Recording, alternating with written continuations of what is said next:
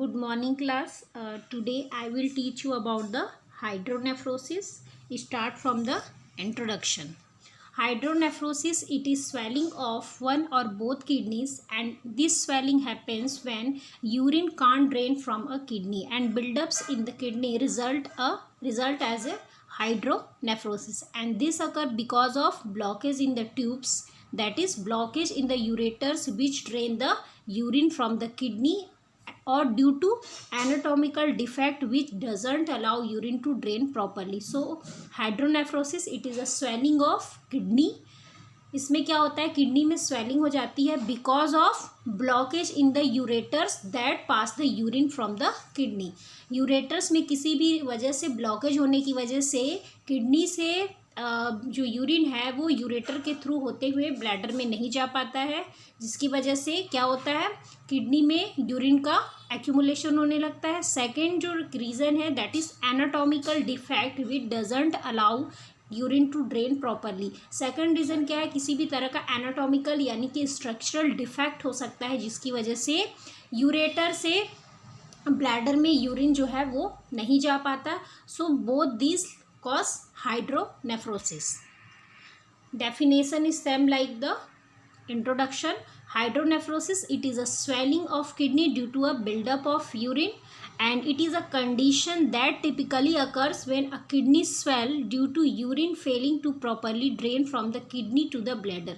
Hydronephrosis क्या है, ये एक ऐसा कंडीशन है जिसमें क्या होता है, जो किडनी है वो स्वेल हो जाती है यानी कि इन्फ्लेम्ड हो जाती है, किडनी में इन्फ्लामेशन हो जाता है क्योंकि जो यूरिन है वो प्रॉपरली ड्रेन नहीं हो रहा है from the kidney to the bladder. Next is types of hydronephrosis. So there are two types of hydronephrosis. First one is bilateral hydronephrosis and second one is unilateral hydronephrosis. तो यहाँ पे आप देख सकते हैं दो टाइप्स का हाइड्रोनेफ्रोसिस है.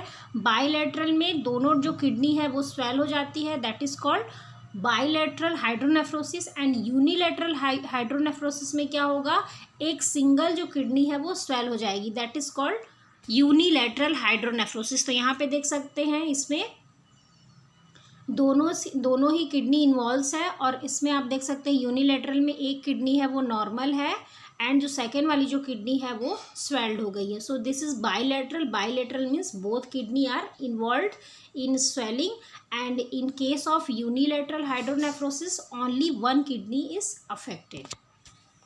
यहाँ पे और भी चीज़ें आप देख सकते हैं जैसे कि जो यूरेटर्स हैं वो डायलेट हो गए हैं.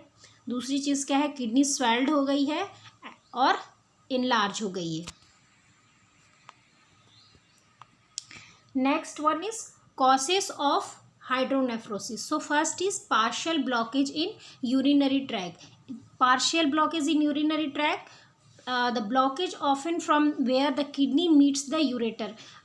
फर्स्ट जो रीज़न क्या है कि जहाँ पे किडनी और यूरेटर दोनों का जंक्शन है, यानी कि जहाँ से किडनी से जहाँ से यूरेटर्स कनेक्ट है वहाँ पे अगर किसी भी तरह का ब्लॉकेज है, या फिर दूसरा जो रीज़न हो सकता है ब्लॉकेज का, जहाँ पे यूरेटर्स ब्लैडर से कनेक्ट होती है. दो यहाँ पे जंक्शन है. पहला जंक्शन है जहाँ पे यूरेटर किडनी से कनेक्ट होता है, दूसरा क्या है जहाँ पे यूरेटर ब्लैडर से कनेक्ट होता है. तो दोनों जगह से अगर जहाँ से ये कनेक्ट हो रहा है अगर वहाँ पे किसी भी तरह का ब्लॉकेज है तो उससे क्या हो सकता है, किडनी से यूरेटर के थ्रू जो यूरिन आता है उसका जो पासेज है वो इम्पेयर्ड हो जाता है.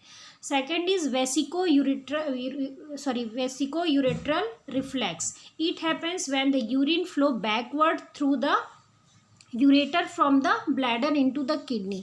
ये जो वेसिको यूरेट्रल रिफ्लेक्स है इसमें क्या होता है, ब्लैडर से रिटर्न क्या होता है, यूरेटर के थ्रू यूरिन वापस किडनी में जाने लगता है. एंड नॉर्मली क्या होता है, urine flow from only one way in the ureter. Urine following the wrong way make is difficult to the kidney for the kidney to empty properly and cause the kidney to swell. Normally क्या होता है, one way में kidney से क्या होता है, ureter के through जो यूरिन है वो ब्लैडर में आता है और बाहर एक्सक्रीट आउट होता है बॉडी से. लेकिन वेसिको यूरेट्रल रिफ्लक्स की वजह से क्या होता है, जो यूरिन है रॉन्ग वे में ब्लैडर से कहाँ जाने लगता है, किडनी में. So this is the wrong way and it make difficult for the kidney to empty the urine properly. Other potential cause for a blockage होने के क्या क्या रीज़न हो सकते हैं? So first one is a kink in the ureteropelvic junction which is where the ureter meets the pelvic of the kidney. तो इसका मतलब क्या है? किंक का मतलब होता है बैंड हो जाना या मुड़ जाना। तो यूरेट्रोपैल्विक जंक्शन जो है वहाँ पे, जहाँ पे कि यूरेटर्स और पैल्विक दोनों जहाँ पे कनेक्ट होते हैं, वहाँ पे अगर किसी भी तरह का कुछ बैंड हो गया या स्ट्रक्चर किसी भी तरह से टर्न हो गए, मुड़ गए हैं, तो उसकी वजह से क्या होता है? ब्लॉकेज हो सकता है। सेकेंड, ट्यूमर इन और नियर द यूरेटर। अगर यूरेटर के आसपास कहीं पे ट्यूमर है, उसके आसपास सराउंडिंग टिश्यूज में, ऑर्गन में, या फिर यूरेटर में ही ट्यूमर हो गया है, that also cause blockage. Urinary retention, patient को यूरिनरी रिटेंशन की प्रॉब्लम है, that also cause hydronephrosis.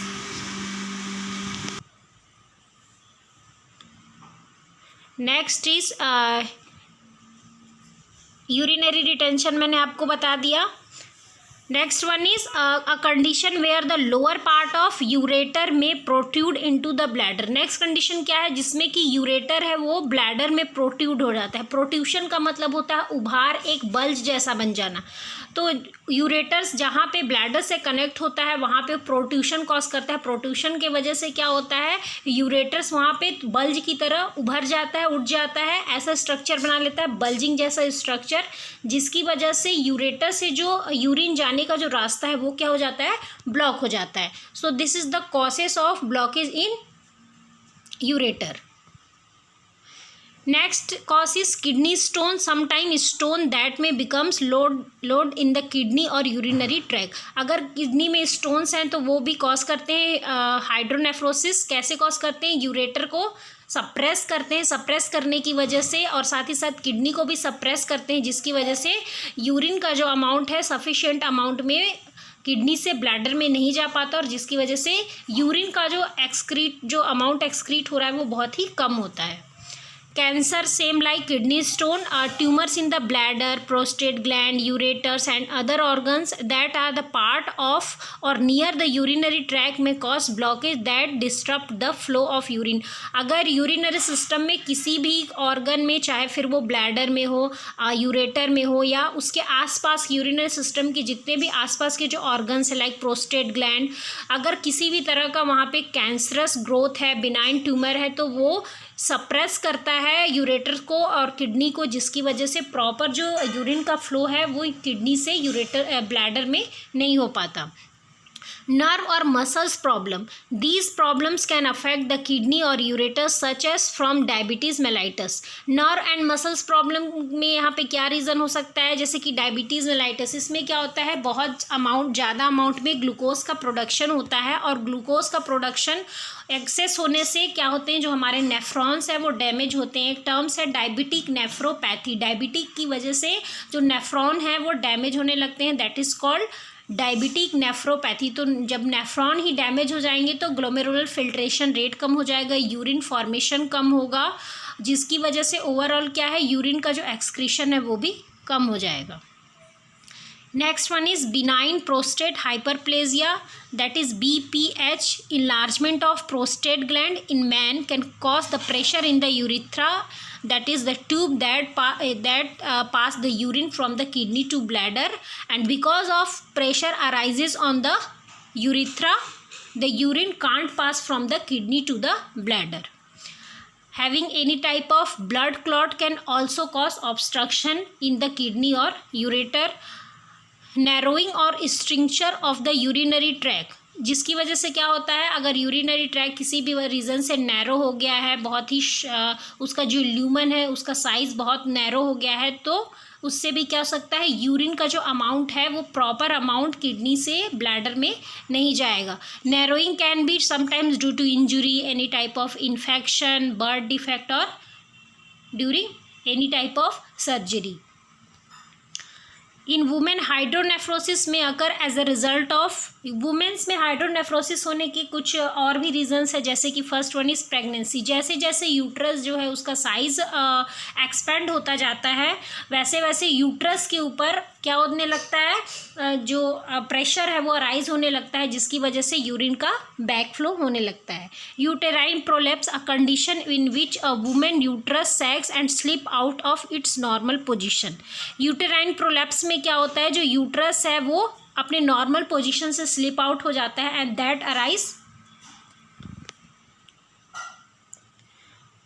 arise pressure on the uterus that arise pressure on the ureters and block the flow of urine.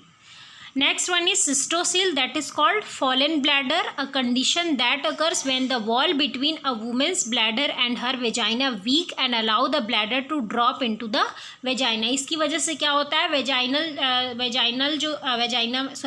जो bladder है उसमें जो urine है वो धीरे धीरे लीक आउट होने लगता है into the vagina due to weakening of wall between the vagina and bladder. There are some risk factor too which triggers the condition of hydronephrosis. First one is kidney stone, congenital blockage, that is any type of defect in urinary tract which is present by birth, blood clot, scarring of tissue from injury or previous surgery, tumor, cancer like bladder cancer, cervical cancer, prostate cancer, enlarged process which is non-cancerous, that means benign prostate cancer, pregnancy, UTI. Next one is pathophysiology. So first, hydronephrosis can result from anatomical और functional process which interrupt the flow of urine. Hydronephrosis क्यों होता है, दो regions है. सबसे first जो reason है, किसी भी तरह का ब्लॉकेज होता है, जो भी यूरिन का जो पाथवे है किडनी से ब्लैडर में यूरिन आता है यूरेटर के थ्रू, तो अगर इस पासेज में किसी भी तरह का अगर ब्लॉकेज आता है उसकी वजह से होता है. और सेकेंड थिंग है एनाटॉमिकल डिफेक्ट, है ना. दो रीजन्स हो सकते हैं and because both of this reason this interruption can occur anywhere along the urinary tract from the kidney to the urethral meatus. और ये जो इंटरप्शन है एनाटॉमिकल या फंक्शनल, एनाटॉमिकल मैंने बताया जो बाई बर्थ होता है स्ट्रक्चरल डिफेक्ट, फंक्शनल का मतलब किसी भी तरह का ब्लॉकेज हो गया है, दैट इज कॉल्ड फंक्शनल. तो एनाटॉमिकल या फंक्शनल कोई भी रीज़न हो, ओवरऑल इससे जो इंटरप्शन कॉज होता है यूरिन के पासेज में वो कहीं पे भी हो सकता है, किडनी से लेकर यूरिथ्रल मीटस तक. And the rise in urethral pressure, जैसे जैसे इसकी वजह से यूरेटर में प्रेशर अराइज होता जाता है, that leads to marked changes in glomerular filtration, tubular function and renal blood flow. जिसकी वजह से क्या होता है, जो ग्लोमेरुलर फिल्ट्रेशन है वो भी अल्टर्ड हो जाता है, जो ट्यूब्यूल्स हैं उनका फंक्शन और रीनल ब्लड फ्लो, ये सभी चीज़ें क्या होने लगती है, इम्बैलेंस होने लगती है. And the GFR significantly with in hours following acute obstruction. और जैसे जैसे ऑब्स्ट्रक्शन स्टार्ट होना शुरू होता है वैसे वैसे GFR हमको अल्टर्ड दिखना शुरू हो जाएगा. And the significant of GFR can persist for weeks after relief of obstruction. और अगर हमने ट्रीट कर भी लिया है हाइड्रोनेफ्रोसिस को, तो क्या होता है, जो GFR जो ये कम हुआ है, जो अल्टर्ड हुआ है, उसका जो इफेक्ट है कुछ दिनों तक हमको यूरिनरी सिस्टम पे दिखाई देगा. In addition, renal tubules ability to transport sodium, potassium, protons and protons and concentrate and to dilute the urine is severely impaired. जिसकी वजह से क्या होता है, जो रीनल ट्यूब्यूल्स हैं जो कि बहुत सारे इलेक्ट्रोलाइट्स, जो बहुत सारे मेटाबोलाइट्स को क्या करती हैं, एक्सक्रीट आउट करती हैं, ये सारी चीज़ें क्या होती है, अल्टर्ड हो जाती हैं and severely impaired. And the extent and persistent of these functional insult is directly related to the duration and extent of obstruction. कितने अमाउंट में फंक्शनल इंसल्ट हो रहा है, यानी कि कितना ज़्यादा ब्लॉकेज हो रहा है जिसकी वजह से यूरिन का पासेज नहीं हो रहा है, ये डायरेक्टली इससे रिलेटेड होता है कि जो ऑब्स्ट्रक्शन है वो कितने ड्यूरेशन तक था, और एक्सटेंट ऑफ द ऑब्स्ट्रक्शन मतलब कितने लार्ज स्केल पे ऑब्स्ट्रक्शन हुआ है. Brief disruption are limited to reversible function. अगर ब्रीफ यानी कि शॉर्ट, अगर कुछ शॉर्ट ड्यूरेशन के लिए या लिमिटेड अगर डिसरप्शन हुआ है तो वो चीज़ें रिवर्सिबल होती हैं और फंक्शन जो है वो रिटर्न हो जाता है, नॉर्मल की तरह हो जाता है. लेकिन अगर ये चीज़ें अगर क्रॉनिक डिस्ट्रप्शन हुआ यानी कि बहुत लॉन्ग ड्यूरेशन तक और बहुत ही लार्ज स्केल पे ब्लॉकेज हुआ है, that leads to profound tubular atrophy and permanent nephron loss. अगर ये जो ऑब्स्ट्रक्शन है क्रॉनिक और लॉन्ग टाइम के लिए अगर होता है तो इसकी वजह से क्या होता है, ट्यूबुलर एट्रोफी हो जाती है, साथ ही साथ जो मसल्स हैं वो क्या होने लगते हैं, उनमें जो कॉन्ट्रैक्शन है वो लॉस हो जाता है and that cause permanent nephron loss. So this is the pathophysiology of hydronephrosis. यहाँ पे आप डायग्राम में देख सकते हैं, एक इस साइड पे आप देख सकते हैं, ये जो दिख रहा है आपको thickened bladder wall with diverticula. यहाँ पे देख सकते हैं ब्लैडर की जो वॉल है वो थिक हो गई है, ब्लैडर का ये यहाँ पे आप देख सकते हैं ब्लैडर नेक ऑब्स्ट्रक्शन, ब्लैडर के जो नेक है उसमें ऑब्स्ट्रक्शन हो गया है। साथ ही साथ यहाँ पे आपको देखने को मिलेगा जो किडनी है वो बिल्कुल स्वेल्ड हो गई है, दैट इज हाइड्रोनेफ्रोसिस। हाइड्रोयूरेटर, जो यूरेटर्स हैं जो यहाँ पे डायलेट हो गए हैं। Next is symptom associated with hydronephrosis. So first symptom that is fever and headache, क्योंकि ऑलरेडी यहाँ पे यूरिनरी सिस्टम में इन्फेक्शन प्रेजेंट है। अगर फंक्शनल है तो pain in lower abdomen, frequent urge to urinate because of pressure arise in the ureter, vomiting, nausea.